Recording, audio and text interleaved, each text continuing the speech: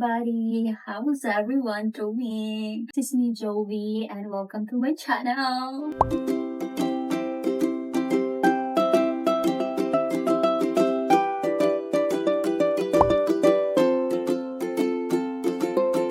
If you're new to my YouTube channel, if this is your first time watching my video, please consider subscribing to support my YouTube channel. Today, I will be sharing to every one of you how I become a QA. So, this is just a sort of overview. So, way back 2021, I came here in Davao to take up my licensure exam for teachers. And by the grace of God, I did it. And yeah, most especially, God did it for me. So during that time, while reviewing my board exam, so I do job hunting here in Davao. But before I go here in Davao, I already have a plan which company I'll be applying. So lucky enough, I am hired at Alarica as a sales agent of hotel reservations. And then a year from that, I tried to apply and become an SME. So since I am 1 year and a half, so I tried to to step up. So I tried to apply as an SME, subject matter expert. Lucky enough, I was able to do that role like a couple of months. For that one, I heard that there's a hiring of a QA. So I take the chance, and yeah, I'm very blessed, and I'm almost 2 years of become a QA, and going back, I'm very blessed with my work environment. It's very healthy. We know our limits, we know our rules, and I'm very happy with my job. So, actually, a lot of times I'm planning to do a video of this, telling to all of you of how I become a QA. But I think this is the right time. Okay, basig, we don't know. Okay, so we don't know what will be happens next. So I think this is the right time to share with you, with all of you, of my journey of becoming a quality analyst at Alarica. So way back then, I'm very happy naman as sales agent, and I did a good job with my role. So I approached TL King to apply as a quality analyst. And actually, the first approach of me, the first approach I did to my TM, he neglected me. I mean, he declined. It is because during that time, I was very avail. Usahay mo ulit ko na walay calls, taglima ang calls, or usahay duha, tulo, something like that. Because nabalinin ko pang adlaw, during prime time, performer naman ko. So, makabook man ko og daghan, something like that. However, there's sudden change na balik na po ko pang after 12. So, opener, closer, something like that, good. So, pag adlaw man yun, maglisod yung ka ng book. It is because, most sunod sa imahan ng mga calls is kanang mga after 12, last minute reservation, and we cannot able to do that. It is because time difference, kumbaga lapas na god sa oras, something like that. So dili mi pwede except kung maki-communicate ni sa front desk na pwede ba na may din niya, tapos dahil ang dito change, something like that. So in short, so ni baba ako ang conversion, something like that. And then that time nag-open nag-hiring sa QA, and then I tried to approach my PM kung pwede ba daw. However, he politely declined kay baba man ako ang conversion. So niingon siya nga I can able to do so. It is because of my low conversion. So it's okay for me. Okay, so I told myself that this is not for me. But after a while, kanang hapit na siya pauli ang ako ang TM, nibalik siya sa ako ningon siya nga Jov kanang are you are you really that passionate to apply as a QA, or kumbaga seryoso ba ka nga mo apply ka, something like that, good. So I said na yes TL, I'm very I want to step up, I want to kanang like naagay siya kumbaga growth ang ako ang career. So mao to gipahabol niya ang ako ang application. So niingon siya sa ako ang kanang okay, later pag inigyan ng mag-send ka og resume sa akong personal email, something like that. So pag ulit na ako gikan sa trabahoan, pag ulit ako dinhi nag-process ko, nag update ko sa akong resume, something like that. And then mga pila ka days, nag-send na di og kanang email schedule for our interview. And this is the very challenging part.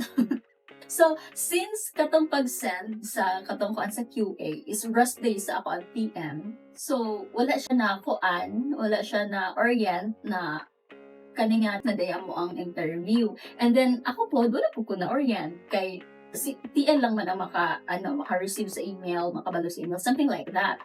So wala po ko kabalo. And then Monday, is it Monday? Wait, Monday ba to or Friday? Something like that. Ang schedule for interview. So, pagka na ako duty ato, na-late pa yung ko like 1 hour good ka nang, sometimes ka nang madugay ka mata, something like that, good. So, na-late ko o 1 hour and then schedule na the F2 for our interview. So, pagsulod na ko, pag ina ko dito, ingon si TL na ka ng, Jov, kabalo ba ka na today is your interview? Nana ko nga, wala, TL. And then, 1 hour na ako late ha. Tapos, giingnan ko niya na ay, ganin na ra ang interview kung man na, good. So, for me, giingnan po ako si TL nga, it's okay. Maybe dili na siya para sa ako. With confident ako na ginana good. Nakanang like, whatever ko or kung dili siya sa ako, so, wala ako mahimo, diba? So, gano'n ko, okay na TL. Dili siguro na para sa ako, so nag-ana lang ko sa iya ha. And then, an hour ago na po, gianto na po ko ni TL. Tingin siya nga, Jov, pag ready na, pag ato ka sa glass room, kay para sa imong interview, kay gi-reschedule ako ng interview. O, diba? Sila nag-adjust. Pag na kayo, OMG, karon na yung TL, like, wala ko ka-practice, wala ko kakuan sa ako self, sa sa interview, something like that, ingana. So, yes, I give it a try. So, yes, proceed hapon ko, okay. So, this is an impromptu interview. Something like that. So, pagka ko na to set up ko dito sa glass room, like close good siya nga room kay para dili mako nang saba something nga na good. So dito nag-set up ko sa akong and then schedule for interview. And then pag tubag na ko sa Zoom, ang supervisor pa yung nag-sorry sa ako, nga ako late. Ako like yung nag-sorry siya is because i-email niya ako ang TL na rest day, something like that. So ako na riyan, so na. So nag-sorry po kay late po ko, good, pagka na lang dito si Jobe. So ayun, nag-interview me, nag-answer sab ko. So like, wala ko nabato og kakulba. Wala ko nakuan kay whatever it takes, kung para sa ako amang gyud. So nag-try lang ko ingana, and then dagat siya pangutana. Ako bunto ba gasad ko sa akong nakuan sa akong capacity, sa akong strength, sa akong sa akong point of view, unsay ko nako about unsa nako pag-resolve if ever na mga ing-ani, tapos unsa nako pag-contribute sa akong opinion pag ing-ana. So since bihasa ako sa akong LOB, sa akong line of job, sa akong account, so makatubag jud ko, makakuan ko, makasite kong example, makasite ko conclusion, makuan ko akong so ingana. Pero at the back of my mind, naging ko nga, whatever happens, at least I tried my best. Something, wala ako nagdahom na hire ko, diba? Kay first and foremost, late ko. Pag na siya, that's very no, that's very kanang kuan jud as kanang, gusto ka maging good employee, good kuan, dili ka magpa-late, ayoko sunduga, very wrong yun ako ni kuan, something like that. So wala ako nag-expect, wala ako pero naging siya like mga pila ka percent sa ako ang pagkatao nga, nagwa ko nga, unta, ingana, something like that. And then way back, before, kana nga time, nagbalik og pagka-agent. Human naman ang katong class, mga new hire sa account. So, wala na ako nag-SME. So, balik na po ko take og call. And then, during that time, avail jud ko. OMG, matanggalan naman siguro mawala, matanggalan naman siguro kong trabaho or ma-remove naman siguro ko sa account. Kaya imagine na ka, buulit ko na walay calls. And then, a month man ata to siya, naka nag-ingan ako ang status na dili ko ka-receive og call or kung maka-receive man ko, tag pinakadaghan, 2 to 5, something like that. And then, kusay walay booking, in anak good. So, like, I'm very ko na OMG, wag ano man siguro kong trabaho, ani, na ingana, majuti na akong magpa-aircon, ingana good na feeling. So, pagkakon ato sa applications, ingana ko man ang interview, ingana balik na ako og take a call, something like that. Kuan ako, pray na ko kay Lord nga unta kung say ka ng kuan niya sa kuha, or as long as nag-uan ko nga, sige lang, padayon ko og duty as long as napaka-schedule na ko ingana good. And then, lucky enough, pagka, like, after a week or after a week na ang results sa interview, and then, gi-congrats ko ni PM na ko, na yung na ka nang, I was hired, something like that, like, OMG, wala na ko wala na ko ipag-preparean, kanang impromptu and everything, late pa yung ko, na-hire ko as QA, like, OMG, like, very happy yung ato na moment. And then, pagka pagid ato, since avail naman ko ng ana, and then, syempre, anak ko ka ng karelasyon, something like that, ana, and then, like, nigagan ang bulan na QA na ko, and then, na-confirm na ko as QA, something like that. Wala pa rin ko na-confirm, kanang under pa ko sa kanang observation, something sa mga performance, nag-undergo na yung training, onboarding, everything, side barging, kanang so, ako ang supervisor, taga Manila, akong uban nga katrabaho is taga Manila, and then, apogoy ka uban dari ang QA sa Davao, so, first ato is duha lang ni Ed, and then, kabilang duha QA diri sa Davao na side sa kani mga accounts. So, yeah, kanang nice kaya mo ang flow sa mong trabaho and everything, maay ang performance, and then something like that. And then, pagkaan ato ni kuan ko nga, I was, kanang naulit ko diri sa balay, nagkuan ko nga, kanang Lord, nag-pray ko ba, nga, Lord, kanang I have my job, I finished my studies, something kanang I'm looking forward for a child na kanang if you could able to grant me na magkaanak na ko ng anak. And then, mo to siya pagka-confirm na ako sa QA, na-confirm po na ako na buntis ko. Amazing, kanang grabe ang blessing ni Lord sa ako. And then, aside from that, naka-receive pag yun ko og $100 na something like incentives. Naka-receive ko og $100 na incentives. Kay ako ang napili nga kanang agent na walay autofill, walay something like violations, something like that sa kanang pag-handle of reservations, sa mga process and everything. So, ako ang napili nga walay agent error. So, na-confirm na ko as QA, na-confirm ko na ako na buntis ko, and then, naka-receive pa kong another $100. Something nga not good. Like, nako ba nga, amazing kaayo si Lord sa life. Like, pangayoon yun niyo mo sa iya, wholeheartedly, na ihatag yun niya ang para sa inyo. And then, I realized then, kung para yun sa inyo, wala yun makapuan na. So, for everyone who's watching me, na kanang frustrated na kaayo mo sa mga ingani na mga things, kanang magbuhat mo or mag-interview, mag-apply mo, na kanang with open heart, na kanang whatever happens, God has a purpose, however, you have still to do your part, to do your best, na during interview, imo siyang tarungon, imong applications, tarungon mo ana, diba? So, if this meant for you, ilugan na, wala yung makakuan na. So, kaya, ayun, grabe ang blessings ni Lord sa ako, and then, karon tuig na akong anak, and then, 2 years na po ko as a QA, and then, one thing I can say is, blessed ko sa akong trabaho, very healthy kayong environment, ang boss, dili nagger, kanang professional ako makatrabaho, we know our boundary, we know our limits, something then, right now, I'm looking forward for other opportunity. That's why nag-vlog ko, nag-record ko ani kay who knows na kanang ano kay syempre I'm looking forward for growth, something like that. And then aside from that, I just wanted to be practical. Nagkadako mapagod ako ang bills, something nga na syempre na kay baby, and then sa akong family wala may laing maasahan sa akong family, ako raman ang may capacity to do so. And I'm very happy. I'm very kuan na although there's sometimes mga frustrations, but I still want to do everything ako ang best para makahatag ko kahit papaano para sa ako ang family ng anak good. So to those kanang mga katrabaho nako na kanang who knows, di ba? Maybe mabot ang time na we're going to part our ways.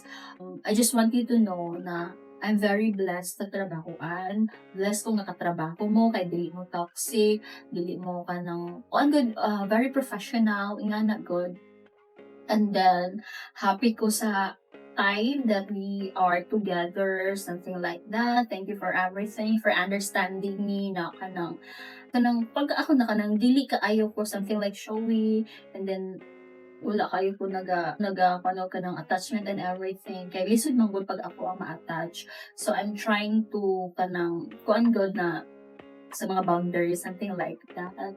And to my boss, thank you so much sa pagka-understanding, sa kuan sa trabaho kay never in my life din nga sukad ko sa akong trabaho nga nakasabaan ko, na yaw-yawan ko, nasyagitan ko, and I'm very blessed sa trabaho yun, promise. However, I just want everyone sa akong mga trabaho na makasabot po sa ako ang part kay syempre ako naka baby, and then naka family, naka ka ng anak, go na ka ng mga anak. So, I'm looking forward for a greener pasture. I know, I mean, nice naman ako. Environment, nice naman ako. Pero I'm looking forward for career growth and financial growth. Ano lang. Thank you so much for everyone. Siyempre, wala pa balo kung kanus, ang gitak na ni Lord na kanang kumakakuan. Pero, happy ko na makauban ka mo, happy ko na makatrabaho ta mo, happy ko sa akong trabaho, kay very, dili siya stress, dili siya kanang hectic, ako ang like, makaana ko nga kung unta, dako pa lang yung sorry, pero unta kung enough pa ang kanang dili ni sa kanang pagreklamo sa sa sweldo sa kanang unta kung kanang dako pa ng sweldo magstay do jud ko diri longer kanang ana, pero mang good na kanang nagkadaghan akong bills na so dili na siya enough para ma-sustain ang daily needs, especially sa akong anak. And I'm looking forward for a better future para sa akong anak, na ma-secure yung anak mo. Kay, especially right now, ako pa lang ang nagastos sa akong anak. Kay, naapay mga kababagan or mga panghitabo sa situation para sa papa sa akong anak. So, dili pa kayo may ng good term. So, kailangan ako manikamot. Kailangan ako mangita og trabaho na maka-supply, maka-sustain sa ang daily needs and maka-save ko para sa future sa akong anak.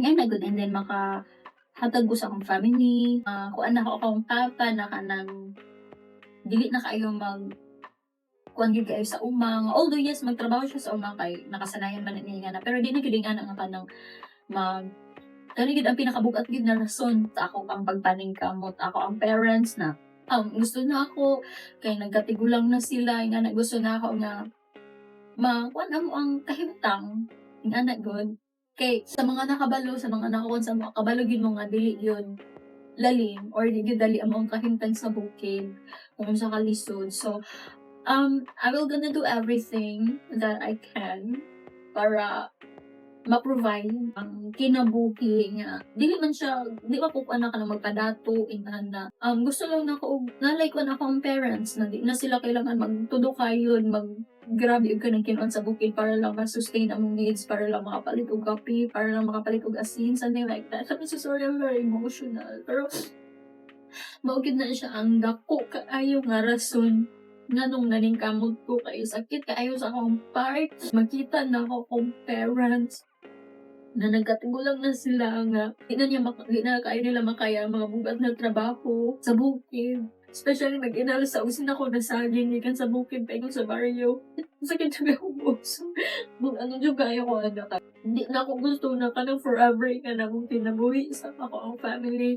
And sila po ang rason nga nung mas nipili na ako sila. Ako ang family kaysa makikubad sa papa ni baby. Kay wala kayo ko'y freedom na kanang makagkuhan kayo sa akong family and then basta daghan og ganang complications. So forever and ever I will gonna choose my family kay dili ko matao sa kalibutan kung wala sila. Sila ang rason nga nung maningkamot ko. So ayun, thank you so much for so I think that would be it. Thank you so much for watching. So if you're new to my channel, please consider subscribing and see you in my next video. Bye. Thank you so much.